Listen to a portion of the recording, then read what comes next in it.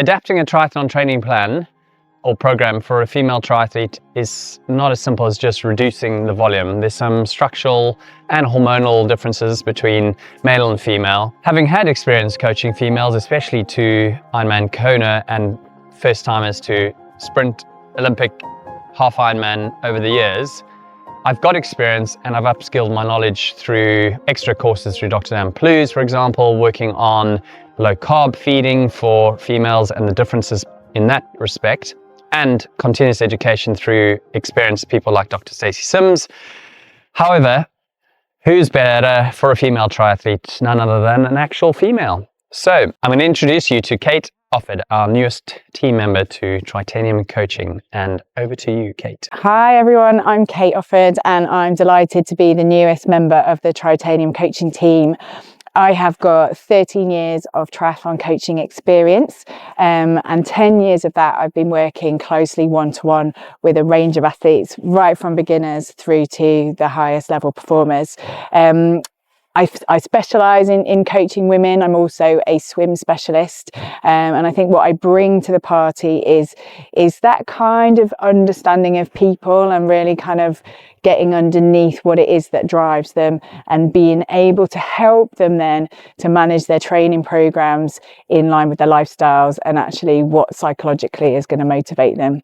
So I'm really excited to be joining Andy's team. Finally, I have a lovely female coach to join the team. I've been looking for years, and it's actually harder than you think. Just to balance things out, it's going to bring a whole new skill set and diversity and a different viewpoint. So let's dive straight into triathlon training for females. So I think it's kind of dangerous to homogenize women too much. I would say I was definitely an early adopter of the whole women are not small men movement. But as I've kind of really learned more and more about it, it's great to have the rules and it's great to have the structure, but you can't just apply it en masse. You've really still got to coach the individual, which is what we talk about all the time, isn't it, as triathlon coaches. So there are distinct physiological, hormonal, structural differences between men and women. And I think as coaches, we just need to be really mindful of those. And we need to be mindful of how much they impact each individual female. So for example, hormone fluctuations, it will depend how old you are. So younger females will have a more normal menstrual cycle. As we get older, unfortunately more towards my age, we become kind of perimenopausal, where our hormones are fluctuating massively all the time and everyone's different. And then we hit that kind of menopausal phase where hormones have dropped, and there's a lot of things that we need to think about in terms of training load to ensure that we're doing the right things at those times. So we change as we age as females, possibly more obviously than maybe a man would do in terms of the training. So hormonally, we have two distinct phases of our menstrual cycle, and we need to train slightly differently in those times. So in our follicular phase, which is kind of from day one of your period to kind of halfway through your cycle will be different depending on who you are. But in that follicular phase, that is generally when women feel better, they feel stronger, they can access carbs better, you can sprint, you can lift heavy, your brain function is really good, your temperature is really well regulated. So the likelihood of great performance is probably in that follicular phase. Roughly, It doesn't go to say that in the back end of the month you're going to be terrible. It just means that you have to think a bit more carefully about recovery. It might be your progesterone is higher, that makes it harder for you to recover. It makes it harder for you to access carbs. Your core body temperature is just that little tiny bit higher, which makes it harder for you to sleep well, manage heat. So if you are going to Kona and things like that, and you're going to be racing abroad, you got to think about some of those things. So the cycle will change, and what stimulus we give you at each point of the cycle might change. But then what I give to one female would be different to what I would say to another female. I think that's critical on the hormone change with sessions, and then bringing into racing into that. So it's crafting the right smooth plan. What would you say on another point around strength training? So strength training for females is really important. And I think, traditionally women have always kind of been scared of getting big. Yeah. And we know that you're not going to get big with strength training, but there is always that worry. And I think what women tend to do is they kind of go for safe 12 to 15 lighter reps, which will give them some muscular endurance. It will do something, but it's not actually going to make the adaptations that you need. So women need to lift heavy for bone strength. Yeah. They need to lift heavy to boost their metabolism. So weight control is much easier if you do good heavy strength work. The other thing is we need a higher stimulus as a female to let our brains know that they've really got to start recruiting those muscle fibers. That's key, I think. I believe, as a difference between men and women.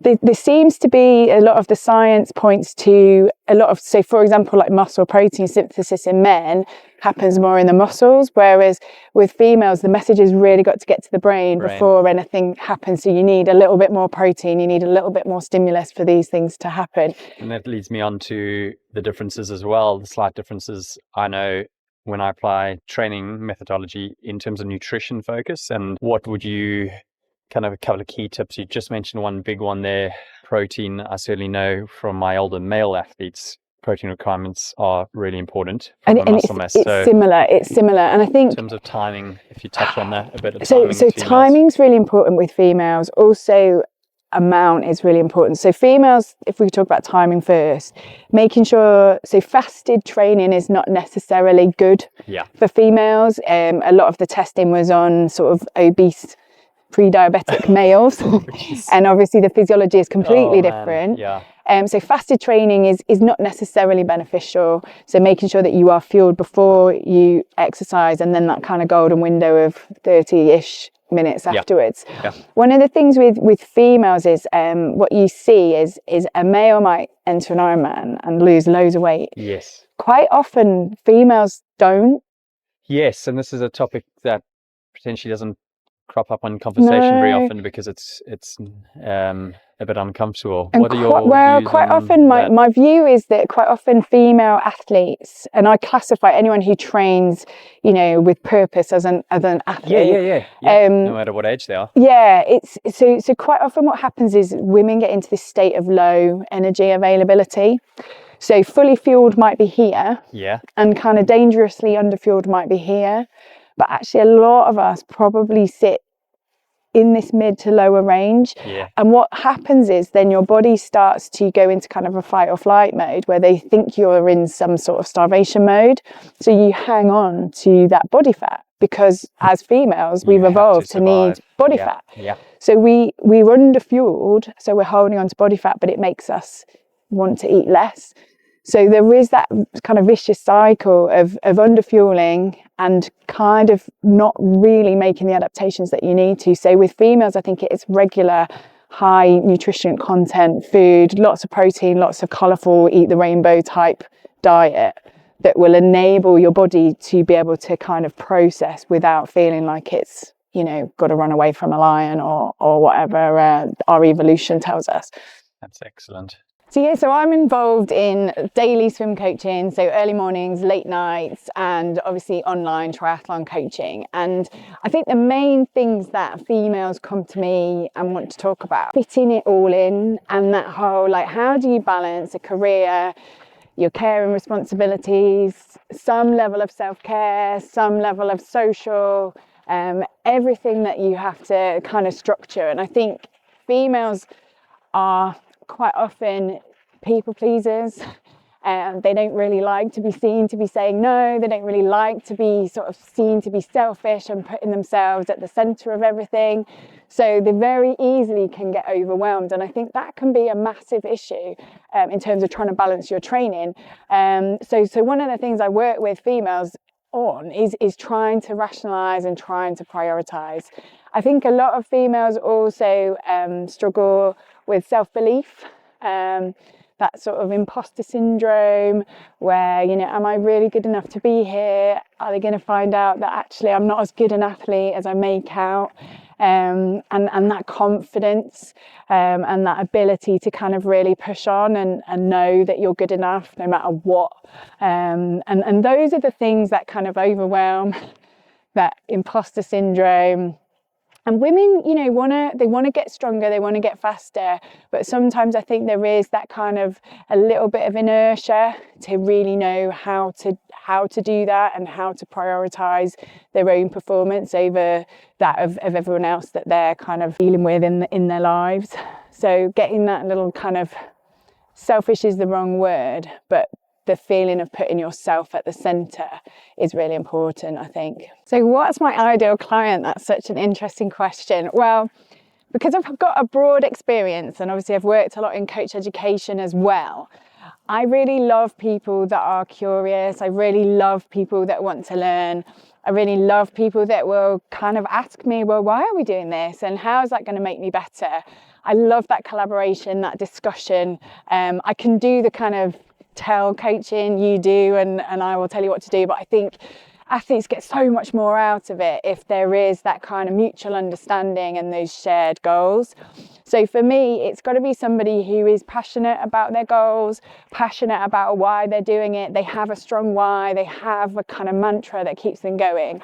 And then I can be definitely like a champion and a cheerleader and a challenger to really help them sort of hit their highest levels.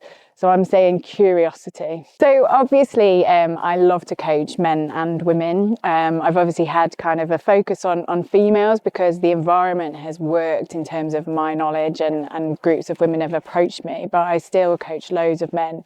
And I think it's really interesting that we do have to note the differences between men and women physiologically, hormonally. But actually what we have to remember is that everybody's got challenges in their lives. Everybody's got things that will affect their training, that will affect their mental health, which will affect their resilience at different times. And I think as a coach, it's really important to not overlook those things and look at it on based of, you know, how fast you can run or what gender you are.